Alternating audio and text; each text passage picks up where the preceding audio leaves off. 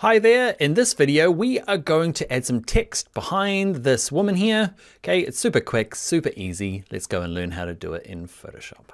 All right, first up, in your exercise files, open up Quick Select 07.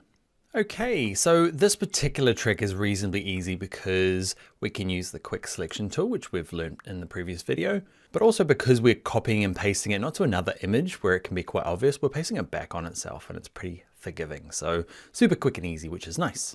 Grab your quick selection tool. In terms of the brush size, okay, I'm going to go up to, you can see my brush size going up using my square brackets. Okay, change it to about 50. And I'm going to do a really rough pass. I'm just going to click, hold, and drag, try and get up the middle of the legs. Here we go. There we go. Then into here. I'm just getting the bulk of it in, then I'm going to go and tidy it up when I zoom in. Cool, it's looking okay. Get the big bit. So now I'm just going to zoom in and just work out these parts here. Now, what you'll find is that this image works reasonably well because everything's in focus except for these shoes. They're a bit of the pain part, but it's still, there's enough contrast with it in the background. If you're working on a separate image and it's just never grabbing it and you're just like, what's wrong? It's just sometimes it just can't do it. Like, see here, it's just the gray of the shoe and the background here are very close. There is still enough contrast that I can keep clicking in here and get it. And if it goes too far, I can come back out a bit. Maybe holding down the Option key on a Mac or Alt key on a PC minuses. So if it goes out too far, you can minus it back, okay? Like that. I'm just gonna undo because I just wrecked mine. So now I'm just gonna kind of slowly work around it. You can speed up now because it's just a lot of this. And like I said, it's pretty forgiving. Can you see how this is like the very, like the colors, we humans know that the shoe end's there, but the computer has to kind of try and read pixels and colors and it can't really see the difference. Again, this is pretty forgiving, so I'm not worried anymore about that. Okay, it's good across the back, a little bit there I'm gonna minus off. So I'm holding down the Option key on a Mac, Alt key on a PC. Across here, I'm not worried too much about the hair in this case. We're going to look at a better technique for that later on. I'm holding on the Alt and just clicking in here. And it's done a pretty good job. Lost the nose. I'm going to make a nice tiny brush. Get in there.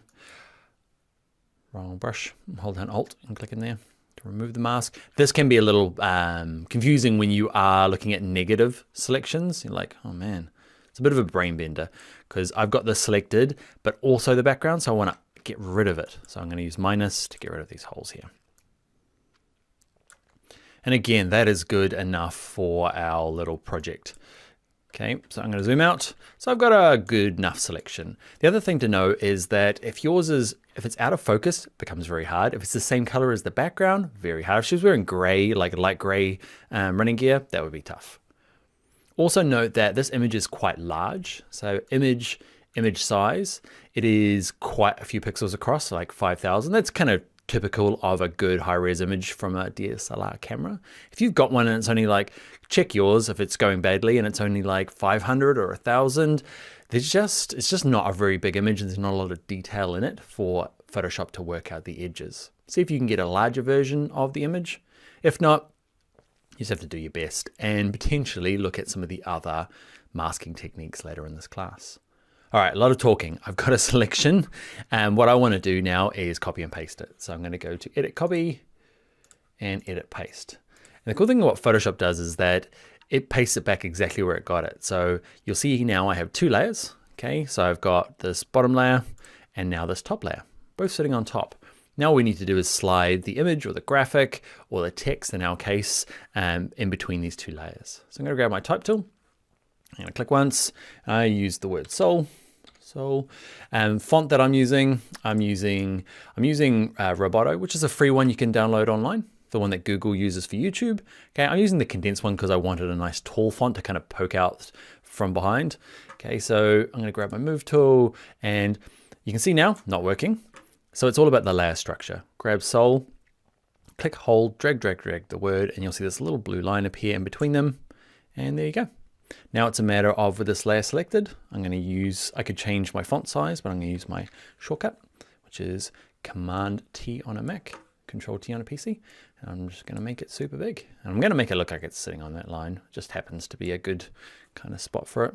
I like it like that. Kind of interacts with the background, but you can still tell what the word is. That's sometimes the hard bit. You have to pick a font and pick a size that makes the font actually legible and doesn't turn it into a strange word or becomes illegible. All right, and that could be you.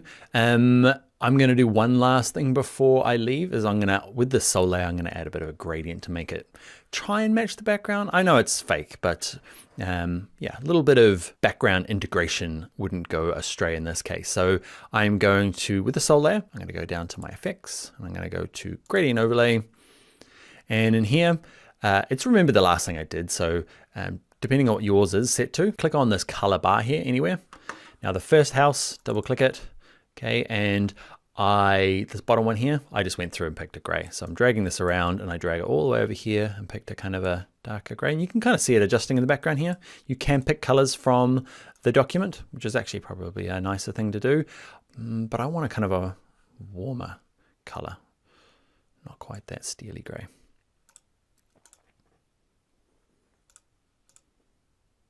Now I'm just messing about, click OK. This top one here, I'm going to keep as white. You could use any color you like. And click OK, click OK. We might play around with adding a drop shadow. That's ugly. 5, 5. Angles. Okay, I'm not going to. I'm just messing about now. I don't like the drop shadow at all, so I'm going to cancel that.